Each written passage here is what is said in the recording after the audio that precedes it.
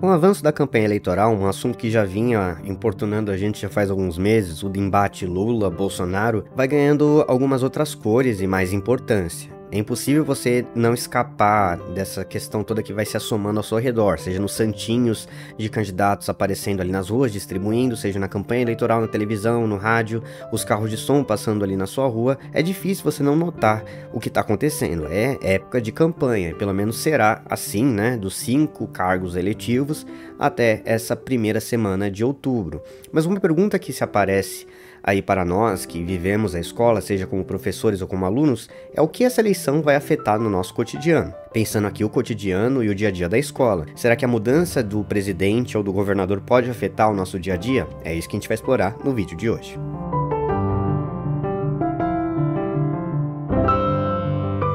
Primeiro de tudo, é preciso a gente pensar sobre quais as eleições que estão em jogo. Afinal, é a eleição não só para um cargo de presidente, mas para 5 cargos. Nós temos no topo da cadeia os cargos mais importantes, seria da presidência, do Senado e de deputado federal.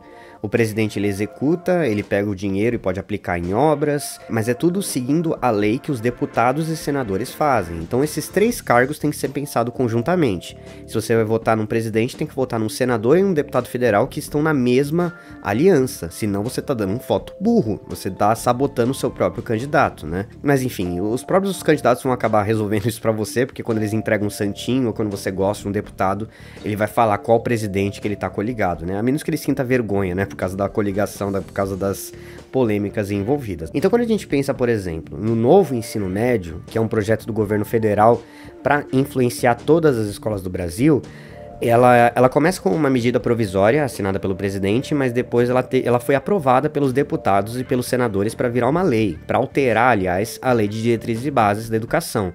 Então envolveu esses 3 cargos, envolveu o presidente, na época o Michel Temer, antes a Dilma já vinha elaborando esse projeto, depois passa pelos senadores e pelos deputados federais. Então, se você, por exemplo, está preocupado com a questão do novo ensino médio, você teria que votar num candidato à presidência e em deputados federais e senadores que sejam críticos ao novo ensino médio para revogar as medidas, ou pelo menos para fazer algumas alterações para que se torne alguma coisa mais interessante. Eu mesmo sou crítico, né, dessa medida, já falei um pouco nesse vídeo, mas você encontra farto material na internet, caso não queira ver por aqui. Mas enfim, caso você não goste, então tenha seus questionamentos em relação ao novo ensino médio, a questão do período integral para todo mundo, que é a grande bandeira, aí teria que ver com esses candidatos. Mas tem uma pequena infelicidade. Os candidatos à presidência, que têm mais poder de influenciar os senadores e deputados, tanto o Lula quanto o Bolsonaro, dão inclinações que são favoráveis a como está. O Bolsonaro, porque foi no governo dele que foi aprovado, então ele vai usar isso como bandeira para falar que ele melhorou o ensino, ele não vai atacar uma própria coisa que ele fez. E o Lula, porque, enfim, ele também é favorável, o próprio projeto começa lá no governo Dilma, que é do partido dele, então ele não tem por que atacar esse projeto. Ele tem uma página no Partido dos Trabalhadores falando sobre o que ele pretende fazer para melhorar o ensino médio, mas a ideia está bem alinhada com esse projeto. No máximo ele vai dar recursos, por exemplo, aquela ideia de dar uma bolsa para os alunos, um valor em dinheiro para o aluno que completar o ensino médio. Isso é uma coisa multipartidária, quase todos os partidos em vários lugares do Brasil estão adotando essa medida, né? Em Santa Catarina, eu falei aqui anteriormente, é um valor acima de R$6.000 que o estudante ganha. Aqui em São Paulo, o estudante ganha por volta de R$3.000, né, R$1.000 por ano no ensino médio, mas tem que ser participante de uma série de condições, né, para poder ganhar esse valor. E o presidente Lula parece ser favorável a essa medida, e o Bolsonaro também, que é a questão eleitoreira, não duvido também que adote eventualmente esse auxílio financeiro para quem completar o ensino médio. Então, pelo menos em relação à presidência, não tem muito o que fazer. Eu acho que pelos principais candidatos vai continuar como está. O que você pode fazer é procurar um senador ou um candidato a deputado federal que seja contrário ao novo ensino médio, ou seja, crítico a ele. Então você poderia pesquisar candidatos que tenham esse perfil para que lá dentro ele discuta com as outras pessoas para poder, enfim, mudar o projeto. A chance é um pouco remota, mas se muitas pessoas fizerem isso, de repente a gente pode ter uma mudança vinda da base do governo, né? Mas, enfim, só para vocês terem uma ideia, são 513 deputados federais e 81 senadores. Então, mesmo se você eleger aquele que você quer, ele ainda vai estar no meio de vários outros que podem não ter a mesma opinião. Então, eu não seria muito esperançoso em relação à reversão do novo ensino médio. Mas, enfim, ainda existem outros cargos. Eu falei 3 cargos e a eleição é de 5. Tem o cargo de deputado estadual e o cargo de governador. Esses cargos eles não vão reverter o ensino médio em todo o Brasil, mas eles administram as escolas estaduais, os recursos que vão para lá. Os deputados estaduais fazem as leis dizendo como o dinheiro pode ou não ser gasto, e o governador é aquele que executa, é o que vai assinar lá na caneta, né?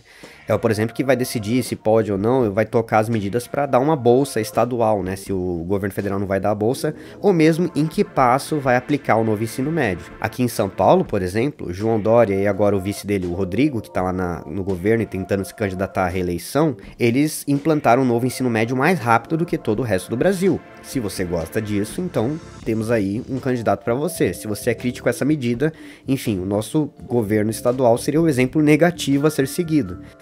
A nova lei do ensino médio diz, por exemplo, que você precisa ter uma carga de 3.000 horas no final do ensino médio. Aqui em São Paulo, essa carga vai chegar a 4.000, 4.500 horas. A gente está bem adiantado em relação a isso e estamos até atingindo metas além do estabelecido. São Paulo é fanzaço do ensino integral, então tem essa questão. Então fica aí de outra questão, né? Se você quer mudar o ensino para esse ou para aquele lado, e esse vídeo acaba sendo mais principalmente sobre o novo ensino médio, você tem que pensar no governador, porque ele pode mudar drasticamente a aplicação e a gestão dos recursos.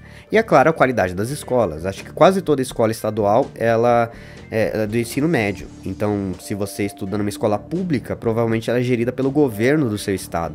Às vezes a gente acaba pensando tanto na presidência e não pensa tanto no que o governador do estado está fazendo nos últimos anos. Mas enfim, e a gente acaba deixando passar algumas coisas como uma hegemonia aqui no estado de São Paulo, ou seja, o domínio de um partido por muitos anos. Aqui o PSDB ganha de lavada, né? Na Bahia é o PT que costuma ganhar no governo do estado, e você tem alguns domínios regionais. Acho que o PSB ganha bastante em Pernambuco e assim por diante. Então você tem questões muito regionais que escapam ao debate mais amplo ali do presidente, que você pode pensar na hora de lançar o seu voto. E lembrando de novo, assim como na presidência você tem um senador e deputado federal, aqui tão importante quanto o governador é o deputado estadual que vai fiscalizá-lo. Mas enfim, é isso. Eu espero que isso tenha ajudado você a entender um pouco melhor como as eleições podem afetar o seu cotidiano. Mas no mais eu fico por aqui. Meu nome é Luiz, professor de História da Rede Pública Estadual de Ensino, do canal Que História é Essa? Um canal de educação, cultura, entretenimento e um pouquinho de política, às vezes como nesse vídeo. Até a próxima e tchau.